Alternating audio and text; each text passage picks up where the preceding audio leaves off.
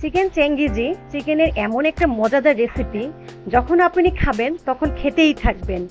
Party special চিকেনের recipe অবশ্যই try করে দেখবেন। আসসালামু আলাইকুম, কেমন আছেন সবাই? চলুন চলে যাই এফওএম কিচেনে। বিসমিল্লাহির রহমানির রহিম। চিকেন চেঙ্গিজি তৈরির জন্য আমরা 800 গ্রাম চিকেন নিয়ে নিয়েছি।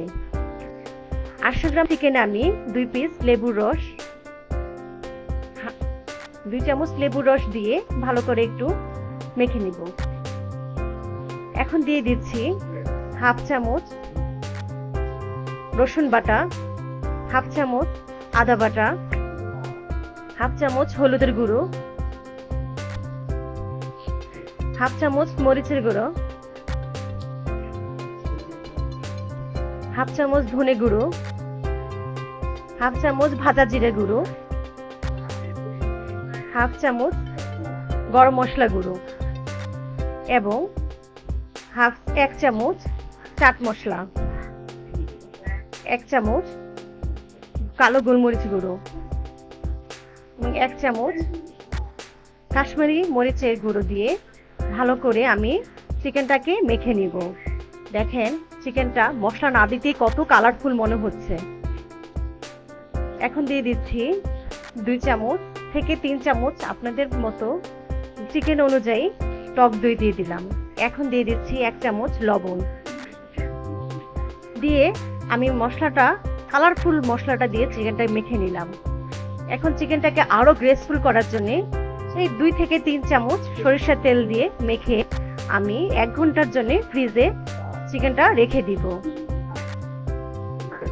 দেখেন চিকেনটা কত সুন্দর কালারফুল মনে হচ্ছে। চিকেনটাকে মনে হচ্ছে না আমরা গায়ে হলুদ মেখেছি। এখন আমি এটা 1 ঘন্টার জন্য রেখে দিব। 1 ঘন্টা পর ফিরে আসছি। এখন আমি কড়াইতে পরিমাণ মতো তেল দিয়ে সেই মাখানো চিকেনটা আমি দিয়ে দিলাম। সবগুলি চিকেন দিয়ে আমি ভেজে নিব। দেখেন চিকেনগুলি যখন 5 থেকে 6 মিনিট পরে আমি এক পিঠ উল্টিয়ে দিব। 1 পিঠ উল্টানো হয়ে গেলে আমি পরের পিঠ, দ্বিতীয় পিঠটাও আমি প্রায় 6 থেকে 7 মিনিট ভেজে নিব। আমি চিকেনটা কিন্তু হাই ফ্লেমে ভেজেছি, যেন চিকেনটা একটু পোড়া পোড়া হয়, তখন খেতে অনেক মজা হয়। চিকেনটা ভালো করে ভেজে নিলাম। ভেজে আমি একটা বাটিতে তুলে রাখলাম।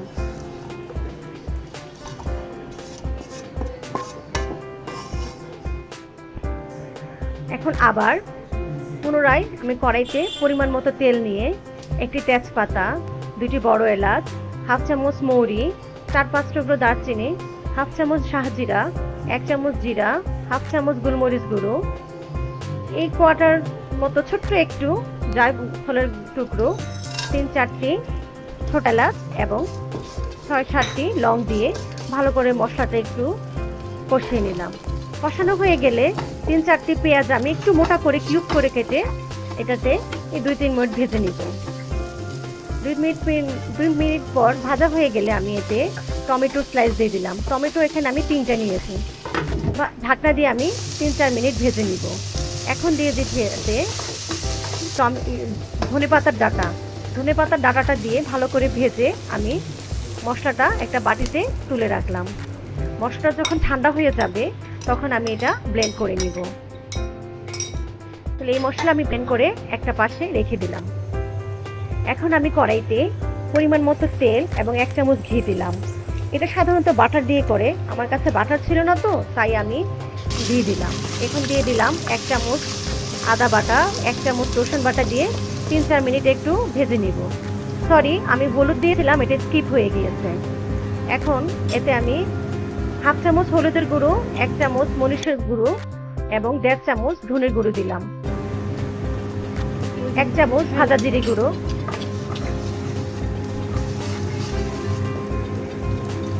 একটু পানি দিয়ে আমি প্রায় 5 থেকে 6 মিনিট কষিয়ে নিব। মশলা যত কষাবেন তত তরকারি মজা হয়। এখন দিয়ে দিচ্ছি 1 চামচ কাশ্মীরি মরিচের গুঁড়ো। কাশ্মীরি মরিচের গুঁড়ো দিলে ঝাল হয় না, কিন্তু কালারটা অনেক সুন্দর আছে। আমি বললাম না, একটু পানি দিয়ে আমি মশলাটা কষিয়ে নিব। মশলাটা যখন তেলের উপর উঠবে তখন আমি এতে টমেটো পেস্টটা দিয়ে দিব। টমেটো পেস্টটা দিয়ে একটু নেড়ে আমি ব্লেন্ডারটা ধুয়ে পানি দিয়ে দিব।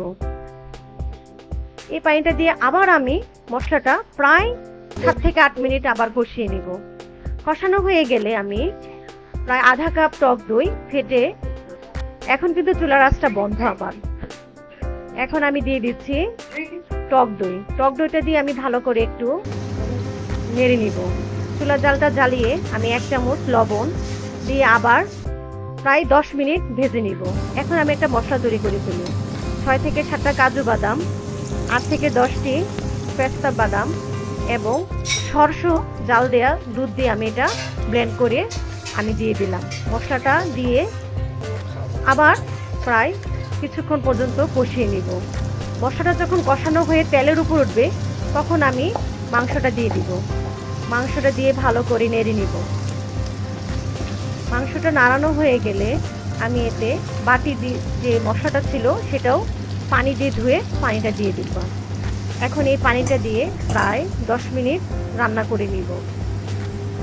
চুলার আঁচটা কিন্তু থাকবে মিডিয়াম। যখন রান্না হয়ে যাবে তখন দেখেন ঢাকনাটা দিয়ে দিলাম।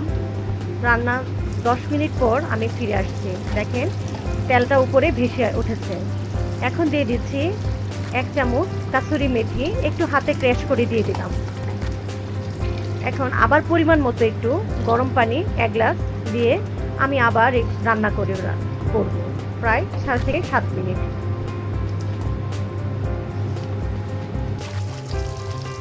রান্না হয়ে গেলে যখন মশলাটা তেলের উপর উঠে আসবে তখন আমি দিয়ে দিচ্ছি ধনেপাতা কুচি, জুলিয়ান কাট আদা, 1/2 চামচ গরম মশলা গুঁড়ো, 4-5টি কাঁচা মরিচ মাঝখানে কেটে দিব।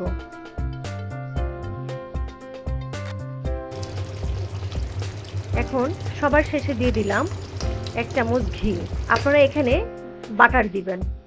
যখন মাংসটা হয়ে যাবে তখন আমি এখন একটা বাটিতে একটা গরম কয়লা নিয়ে এতে আমি তেল দিয়ে সাথে সাথে ঢাকনা দিয়ে দিব। কয়লাটা সরিয়ে আমি দেখেন সার্ভ করে নিচ্ছি। উফ, সো ডিলিশিয়াস! কত মজার তাই না? দেখতেই তো ইয়াম্মি মনে হচ্ছে। এত মজার! কোথা থেকে দেখছেন জানাবেন। আবার দেখা হবে নতুন রেসিপি নিয়ে। ততক্ষণে আল্লাহ হাফেজ। আপনাদের যদি আমার এই রেসিপিটা পছন্দ হয়ে থাকে লাইক, কমেন্ট, শেয়ার, সাবস্ক্রাইব দিয়ে আমার পাশেই থাকবেন। সো আসসালামু আলাইকুম। আজকে আর না, এই রেসিপিটা আপনাদের পছন্দ হলে আমাকে অবশ্যই জানাবেন এবং আপনারা ট্রাই করে দেখবেন। Thank you so much for watching my recipe.